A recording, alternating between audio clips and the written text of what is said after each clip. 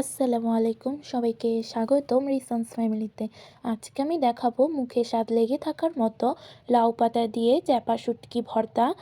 এখানে আমি বাঁশপাতা চ্যাপা শুটকি নিয়ে নিয়েছি।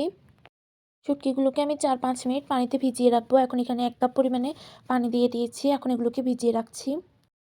5 মিনিট পরে এখন এগুলোকে পরিষ্কার করে নিচ্ছি।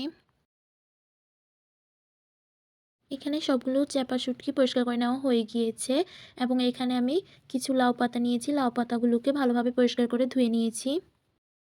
এখানে একটি প্যান নিয়ে নিয়েছি। এখন অল্প পরিমাণে সরিষার তেল দিয়ে দিচ্ছি। এখন লাউ পাতা দিয়ে দিচ্ছি। এখন চ্যাপা শুটকিগুলো দিয়ে দিচ্ছি।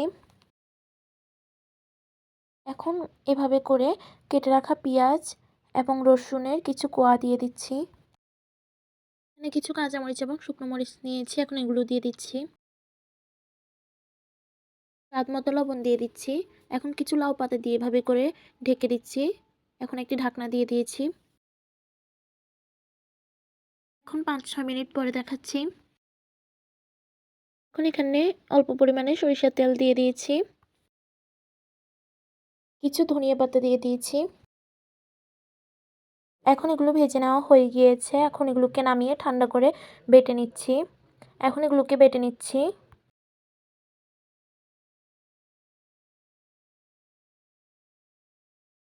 এখন এগুলোকে দ্বিতীয়বার আবার বেটে নিব।